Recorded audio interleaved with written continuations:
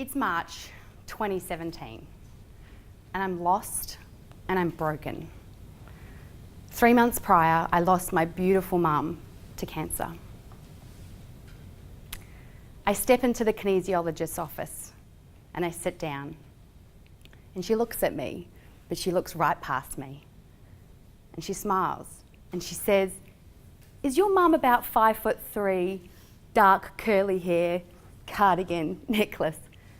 She says, "She just walked in right behind you, and she's standing right behind you right now." And I smile. And she says to me, "Your mum wants to know that the send-off was perfect. It was absolutely perfect. Everyone was there. Shame I looked such a fright." Instantly, I know that this is my mum. And then she says, "Darling, I know you're sad. I know you're really sad. And it's okay. I'm happy. It's so hard for me to describe to you where I am, but where I am is pure bliss." I'm 36 years old. I'm a mum of 2 beautiful boys, a wife, a sister, a friend, a colleague, and a boss at work. And for the last 36 years, I feel like my life has been gone ahead reasonably unscathed. And as I say unscathed, I realise that's nobody's ambition in life. And I realise that what my mum has probably been trying to tell me for the last 9 months is, don't wait, darling. Find your pure bliss now in this life. My invincible mum. My mum was a very special lady. In fact, some people described her as an angel on earth, and I actually think they were right. She was my best friend. She was my confidant. We spoke to each other 5 times a day, and I never intended to go through life at 36 without her. I still remember the Sunday in March of last year. My husband and I and our children had gone to Cleveland Showgrounds for a car show. It was really hot, and as children do, they wanted ice cream. So we were queuing for ice cream.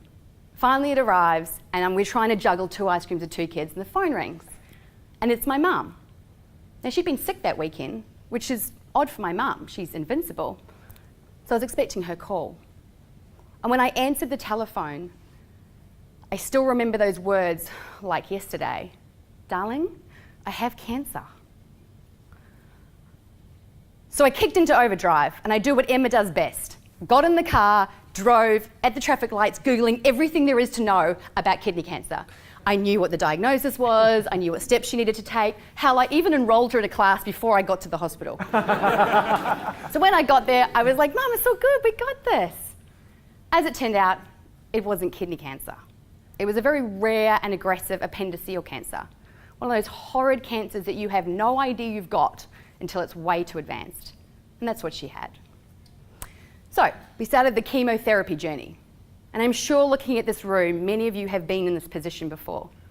You queue in this crowded room for a seat so that you can plug the person you love up to a bag of poison to kill the poison and hope it doesn't poison the rest of you. Seems like a very confronting and wrong way to deal with things, but that's what we had to do. But it didn't work. And as the doctors in Brisbane said to me, "Just enjoy the time you've got left," I laughed at them. This is my invincible mum. We'll sort this out. So I kick into boss mode, and I start Googling again every physician that ever knew anything about appendiceal cancer, and I found him. He was in Sydney, and his name was Professor Morris. And obviously I wrote a real boss letter because he was willing to see my mum instantaneously. So we jumped on an aircraft, we flew to Sydney, and days later my mum underwent 12-hour surgery, one they weren't sure she'd survive. But of course she survived. She's my invincible mum. The next day we went into ICU. I hope I never go into another ICU. I don't know what I was expecting. There was noises and machines, and there was cords and plugs coming out of my mum with coloured liquid I didn't think humans had. Like, where's this red and green and orange stuff coming from? But there she sat in the bed with a smile on her face, and she whispered, "Did we get it?" I said, "You're damn right we did." So the next 3 months, with my support of my family and friends, we helped rehabilitate mum. She had to learn to walk again. She had to learn to eat again. But she still made sure she had the best dressing gown on that ward. And so we head back to Brisbane. And we remember driving up that driveway and the big banner with the kids, so excited. We had done this. We had got it. Fast forward 3 weeks. I'm on the 9th floor of the Royal Brisbane Hospital. The clock's about to tick over at 1:58 p.m. I'm holding my mum's hand for her last breath. My invincible mum turned out not to be quite so invincible after all. So my mum was invincible here on earth, and it made me wonder, what am I invincible at? And then I thought about it. My career, work. I'm pretty good at work. And I've worked really hard to get where I've got to. 15 years, I've put everything I can into my job. And when I had children, I had this conflict because suddenly I had to balance the two and I wasn't sure I was doing a very good job at it. And it was strange. In that moment that my phone call came through from my mum, this job that meant everything, that I argued with my husband and my mum, that it was a priority and you didn't understand what it's like to have a job like me, it meant nothing. Everything that was everything meant nothing anymore. I didn't frankly care if I never went back to that place. I let my phone die and that was it. Often I come home late and I'm coming up our steep driveway and I can hear the sound of my children and my husband laughing in the shower. And I can only describe that sound as pure bliss. But it's a sound I often miss out on. It's not a pure bliss that I'm always a part of. I'm often late home.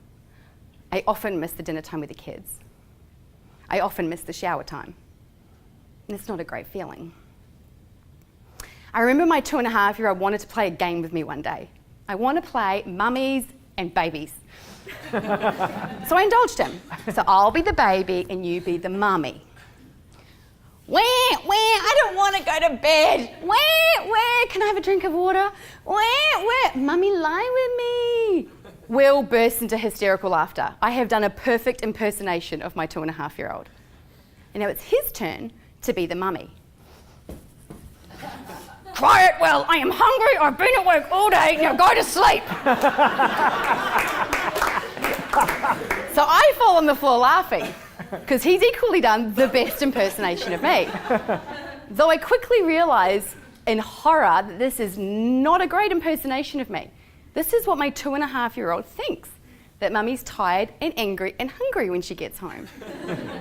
And it's okay to work long, hard hours, but how am I not bringing that same energy that I take to work to home to my children? It's just not right. And so, I know that I can be invincible at work, but what I'm wondering is, am I experiencing pure bliss at work? Can you actually find pure bliss in your life? After I lost Mum, I've asked myself many, many times, what makes me happy? My mum was very good at saying something similar, but not the same. What makes you happy? What makes you happy? Are you happy, kids? Are you happy, everybody else? And it didn't serve her well. Her own mother was diagnosed with a terminal illness 7 years ago. And yet she was given a 4.5-month diagnosis. The worst thing any doctor can do is give the most negative person in the world a 4.5-month diagnosis. She was dying for 7 years.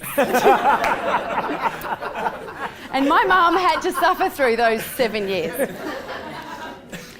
So we all hoped that when we buried Nana in April of last year, that Mum's life would begin. But that's the cruel irony of life. She went from her funeral to the chemotherapy ward. She married a man who was completely polar opposite of herself. And after 23 years of marriage, we thought, knight in shining armour is probably going to come waltzing in around about 60. Well, we got to 62, and that's not how life worked out. So many lessons I take from my mum with that situation. I want to be like her. She was kind and good and just beautiful. But I do want to start to think about what makes me happy, because she just didn't do that. In fact, I want to take it another step. I want to not settle for what makes me happy, but what is my pure bliss? That's what I want to find out. My mum was 28 years older than I am here tonight.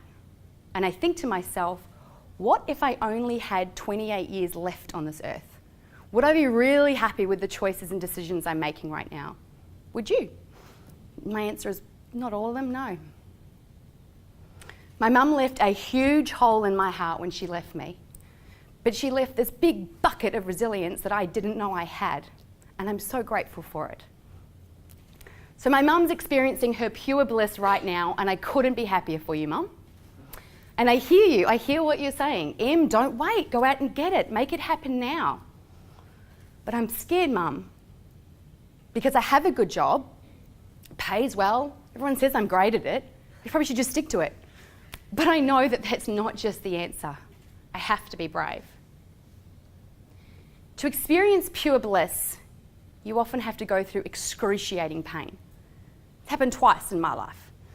First time with my firstborn, carrying Noah, and then going into labour without pain relief, not by choice. Second child, thought it through, it was much better.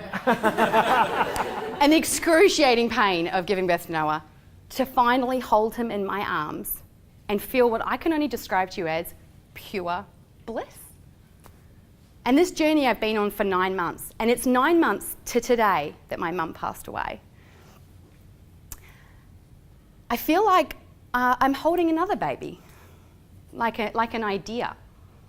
And I have no idea what's next, and I don't actually have any of the answers, but all I know is that this is this baby that I need to nurture through. This is my time to find my pure bliss, and my journey starts here tonight.